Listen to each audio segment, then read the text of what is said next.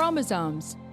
Little strands of nucleic acids and proteins are the fundamental genetic instructions that tell us who we are at birth. Most people are born with 46 chromosomes, but each year in the United States, about 6,000 people are born with an extra chromosome, making them a person with Down syndrome. If you've ever encountered someone with Down syndrome, you know that they are some of the kindest, most joyful people you will ever meet. They truly have something extra. My name is Lisa Nichols, and I have spent the last 24 years as both the CEO of Technology Partners and as the mother to Allie. Allie has something extra in every sense of the word. I have been blessed to be by her side as she impacts everyone she meets. Through these two important roles as CEO and mother to Allie, I have witnessed countless life lessons that have fundamentally changed the way I look at the world. While you may not have an extra chromosome, every leader has something extra that defines who you are.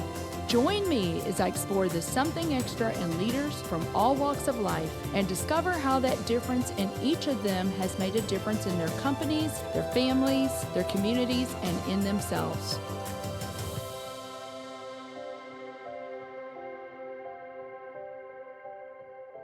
I'm excited to have Aarti Sharma on the show today. Aarti is the Vice President of Tech Ops Service Delivery for Mastercard. Aarti, I am just absolutely thrilled that we could make this happen today. I know how busy you are, but you are a relatively new friend, and I'm so grateful because we met through Most Influential Businesswomen in the class of 2020. So I'm so glad that I've met you, and I can't wait for our listeners to hear your story. Yes, same here. Thank you for having me over, and congratulations to you as well. I told you before we started, I said, Aarti, with all the things you're doing, I'm tired. It makes me really tired. So we're going to talk about that. But before we do, talk to us a little bit about your story and how you grew up. I don't know that I know that story. So I have grown up in India. I did my undergrad in India, and then also did my undergrad is in business and accounting, and then I did like a dual major with computer technology with it. Worked in India for 2 to 2.5 years, and then pretty much moved to St. Louis for Mastercard. St. Louis was not heard of on the map. Everybody in India, for them, America was New York. So when I was going to, when I told my parents, hey, I have this offer and I'm going to go there, they were a little skeptical because they had not heard where St. Louis was. But then my parents have been very, very encouraging throughout my school journey, throughout my high school and undergrad. So they said, well, yeah, go take a chance. It was a 6 months contract. So, my father said, you have nothing to lose, 6 months, go give it a try.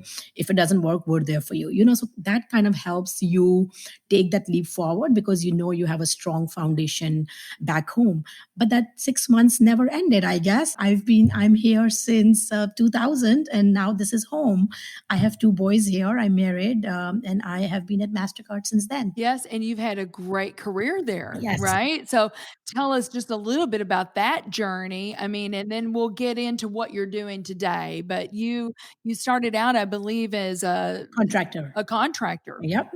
Did you hire in after the 6 months was up, or? No, at that time you couldn't just hire at 6 months in because of all the immigration and everything that you have to go through. But yes, that contract kept getting renewed until my immigration was ready, and then I got hired.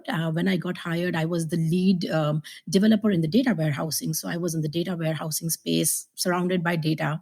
I call myself a self-proclaimed data geek because I love Excel sheets, and I can look at them for hours and make some sense out of what I'm looking at. I also, after I finished the lead, if you all know, MasterCard has a full transaction processing, right? We have authorization for when you tap your card and it gets approved, then it gets cleared with banks, and then we have our debit card. So all of these three are three separate kind of businesses within MasterCard. So I did a rotation with all the three. So I learned authorization, then went into clearing, went into debit, in the data warehousing, still in the data space. Then I got promoted to director level, where then I was leading the merchant data, which is one of the golden nuggets for Mastercard, like how we store the merchant data, how we use it, how we make sure it's usable by other products and services within Mastercard. And then after I served, I think 2 years on that role, then I became a vice president where I did all of the processing plus merchants together. When I became the vice president, I also started my doctorate around the same time. And I finished my doctorate last year in organization leadership. And that's when I thought, okay, now that my doctorate is over and I've been in the data space all along, I wanted to do something that was not primarily data and probably learn more about operations of MasterCard. So then I moved into technical operations last year around this time, October. So it's exact 1 year that I've been in technical operations. And I'm learning the behind the scenes of the data, is what I say. So now I'm learning all about the storage and networking and all of that fun stuff. I mean, you have a very well-rounded background. Yes. Mastercard is such a great company, great culture. We've been blessed at Technology Partners. I think Mastercard has been a client of ours, I wanna say maybe for 23 years Wow. of our 26 years. So, yes, we've always really, really enjoyed, having Mastercard as a client. Yeah, so you've done so much, but you did just get your doctorate. That's Mhm. what I said. I'm, like, going, "How is she doing all of this?" And she has a family and so we'll get into that a little bit. Let's talk about data a little bit. I'm going to read something here. Mastercard powers 73 billion transactions a year, helping merchants move $5.9 trillion dollars in 150 different currencies. Yep. That is just crazy. Every one of those payments leaves some sort of trail of data, right, to capture. And I know Ed McLaughlin, here's what he said. At this point, the data and how we work with the data is as important as the transactions themselves. You guys, I believe it was about 2015, you guys acquired Applied Predictive Technologies and the test and learn software with the predictive analytics. This is kind of almost a whole new revenue stream for you guys for data services. Can you tell us a few of those things that you're doing with that group? Before I move into how we use the data, I think it's very important to understand how we store that data, because you said there's a transaction trail, right? So the trail is not leading to a person or an identity or a real person or an address. So what we store is everything is anonymized, everything is encrypted. We do not store people's names and addresses and phone numbers, social security numbers. None of that is part of our MasterCard footprint when you say a transaction trail. What we truly have is where you spent your card, how much was it? So you spent it at McDonald's, Nordstrom, Macy's. How much was it? What date? And pretty much that's the transaction information. So when we have all of this transaction globally, and when we acquired APT was known for its test and learn software where you could marry the data of the merchant and MasterCard transaction trail and then kind of see what is working and what's not working, what product is working, what's not. Another thing that MasterCard does not have is your line by line items. So if you went to a grocery store and you bought two, trays of eggs and two milk, I wouldn't know that. I would just know the total that you bought something worth $30.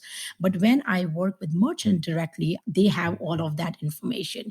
It became very powerful to marry both the data together and kind of see, as the name says, test and learn. We were testing some of these things and said, hey, will this product work for you? McDonald's was a great example. If you all know, McDonald's used to serve breakfast from, I think, 6 a.m. till maybe 10 a.m. And then they used to have their lunch menu pretty much. They brought MasterCard's APT, test and learn into it. And they said, you know what, we're going to give you our data. And then you, of course, have your transactional data. That's MasterCard's data in McDonald's.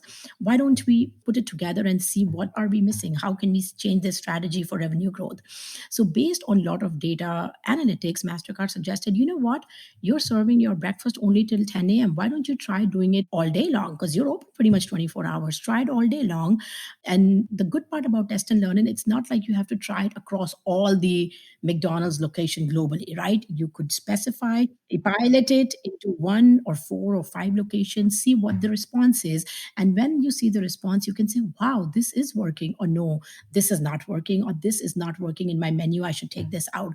And that was such a successful program that now you can see that McDonald's in most locations is serving breakfast all day long. Right. Well, it's just such a smart way to experiment, Mhm. isn't Yep. it? I mean, you probably can save your merchants so much time and headache and money being able to marry that data like that. I just love it.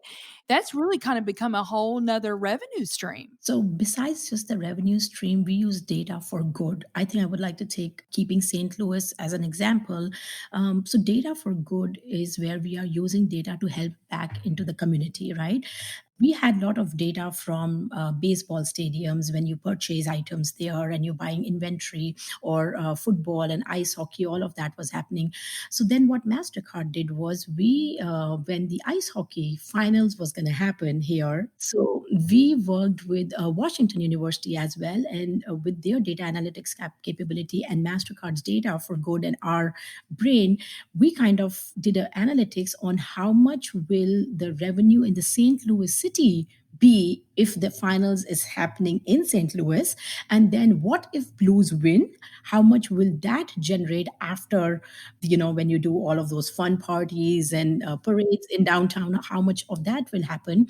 And I think that kind of helps, sending that data encourages the city people to say, oh, okay, I could have a food truck, or I could, they could start just for that particular time. They know that they have a revenue generating opportunity, so why not use it? So kind of not just using data for just revenue, but also to bring it back to the community and share it with the people who will make use of it and say, okay, wow, if we did do the parade, this is how much revenue the city can generate. Yes, you and I have talked a lot about that, how Mastercard is using data for good, and I absolutely love that. You'd even told me even in natural disasters, you guys have gotten involved Yeah, in. so when we talked about the natural disasters, we were talked about, what was it, 2 3 years ago, when there was a big hurricane in Florida region. At that time, we were asked to say, is there a way for Mastercard to tell us which gas stations are running out of gas, so that our emergency vehicles are not, just running around to find gas? Then we can probably, through our OnStar service, say, hey, don't go to this particular gas station, go 5 miles down and there is gas. So we thought about it a little. We said, how can we give it back? Then we created a model within, like, over a weekend. It was literally a weekend work, because things like this, you have to act fast. And we kind of started sending them data every 4 to 5 hours, saying this gas station's transactions are going down. That means it's running out of gas. So they may be having transactions inside the 7-Elevens and inside the food mart, but not on the gas pump. So that kind of, they loved it. And then eventually they said, oh, then now we want to even expand it to the other states around Florida, and not just stick to that little region. It was such a successful and fulfilling that, oh, we could do this. I was just telling somebody yesterday they've got a child that may be interested, in IT, and I said, think about data analytics, think about data science, because I just think that's such an exciting area, and I don't think it's going to go away, Artie. And especially when I had started my career versus now, when I'm hiring so many interns and college students. That time when we had started, data scientists and analytics was not a curriculum. That was one of the courses in a computing degree. But now there's a full curriculum on data analytics and data scientists and data computing, which shows us that definitely that is what the need is right now. No matter what you do within the information technology stream, data will still be the essence of everything. Like I said, I have moved away from the day to day data because I wanted to learn that network and operations. But guess what? Network and operations is still about data. Uh-huh. So all roads lead to data. Everything is so data centric. Very good. Well, there is so much more truly that I want to talk about. I want to talk about the mentorship program that you started at Mastercard, but we need to take a quick break and we'll be right back with Aarti Sharma. Let's face it, the future is mobile. There's a good chance that you are listening to this show right now on your phone. Have you explored how you can move your business mobile too? Our mobile apps team at Technology Partners makes it their mission to move our clients into the hands of their employees and customers and change their business processes to meet the demands of their users. Let's work together and build a dynamic mobile app for your team. Go to tpi.co/mobile apps and get the conversation started about how we can help you get your new application off the ground. So, Artie, I've got so many other things I want to talk to you about, but I know that in addition to Most Influential Businesswoman, you won 2 CEO Force for Good awards. Yep. Just because you are so passionate about the community, you're so passionate about this next generation of leadership. And so you started the mentorship. I mean, you founded the mentorship program at Mastercard. Yeah. I just think that's amazing. Can you tell us about that program? Definitely. So it was two people who got the award, me and my partner in crime. Her name is Deanne Donoghue. So we both were just talking a little bit about it. It's like, wouldn't it be great if MasterCard could just talk to these women who are in college and just continue talking to them so that they don't drop out from college, because the dropout, we do know that there is a bigger dropout rate in some colleges because of some of the subjects that are harder and things like that. So we just started talking and we said we have such a great relationship with WashU and Missouri S&T, and both are STEM colleges. Why not just start there where we already have relationships? And we said, okay, you know what, we'll reach out to them. I created, a little marketing spiel about the program and said, do you want to do this? And trust me, the colleges are more than happy for somebody to come in and just talk to the girls. Even, so they were, even though they were already doing a couple of programs with other organizations in St. Louis, but they jumped right out and said, yep. So what we did is we paired two mentors from MasterCard with one mentee in these colleges. And it was a 7-month program where we will talk to them on a monthly basis. We will talk about resume building, importance of continuing their education, importance of managing their finances and saving so that you're out of the college debt sooner, importance of different job families within technology. Because a lot of times when these female college students were enrolling in the programs, they thought that, oh my God, I don't want to be a coder. And we used to tell them, there is way more than coding. So then our mentors was two different business groups within Mastercard. So one could be a coder, the other could be a business product lead, or one could be a TPM and the other could be a tester. So just different job families kind of married together so that they are getting that exposure to job families. And honestly, we just started with 10 mentees. And we hired 3 of them into Mastercard as interns. So build our pipeline. That was one of the biggest goals. So this year, what happened was when we were about to start these applications, Mastercard announced a very big impact to community for solidarity. Mastercard has announced, if you know, $500 million towards, serving the underserved population of African Americans. So we said, okay, so if that's the case, we want to do the recruitment, we want to provide mentorship, but not just to these two colleges. We expanded that program to colleges that have underserved population. So we then went to 45 universities. This time I have 78 mentees, and we've just kicked off the program. And starting then, they will have their 7-month relationship with the mentors at Mastercard, and we'll see how many of them we want to bring in as our interns. And if nothing, I hope each one of us is able to at least make that impact and build that confidence and mannerism in these mentees that they should be able to go and interview anywhere. One thing I would say is we started this as a female mentoring, but this year we've also included male mentors because we are going into the colleges that have underserved population. Oh, I love that. What a great thing that you're doing there. With 78 mentees, you've got at least 150, 160 MasterCard employees involved as mentors, right? So we have this time, what we did was we have close to 90 mentors because we said a one-on-one relationship will be better, but within the mentors, we will rotate them to have exposure to different job families. That's just wonderful. I mean, I'm sure there's other organizations that have something similar. If they don't, they should. Because we talk about that all the time, do we not, Artie? There is a shortage. Always, definitely. There is a shortage of IT professionals, and sometimes what people need is somebody to see something in them to give them the confidence to go for something. Exactly. So having a mentor like you guys that are out in the industry, That's just huge. So I applaud you on that. That is so wonderful. Thank you. So, you're doing a lot. You're working in the community. You're vice president at Mastercard. You've got a family. Artie, sometimes women look at that and they go, "Wow, how does she do it all?" I mean, do Mhm. you have some secret sauce for women? How have you handled that yourself without going crazy with all the things that I you're doing, going back to school? I mean, it's just crazy. Yeah, I think I'm very, very blessed. I have very strong support from my husband. And then I have older boys too. One is now in college and the other one is in sixth grade. So a little older. I don't have to do hand holding. But I think one thing I've learned along the way is to say no. Sometimes as women, we don't say no. We feel, oh my God, if I said no to Lisa, what will I get the opportunity again? Or will she approach me again for something else? So I think we have to pick what our passion is about and then run behind the passion versus trying to be master of, they say, Jack of all trades and and master of master of none. none. Yep, Right. yep. Mhm. Like I said, my passion is to empower women to give back to the community in a way where it's impactful and I can see the direct impact. Because I do get approached a lot of times to be on some of the boards for not profit. I cannot be. I know I will not be able to devote my time as much into some of these things I want to do.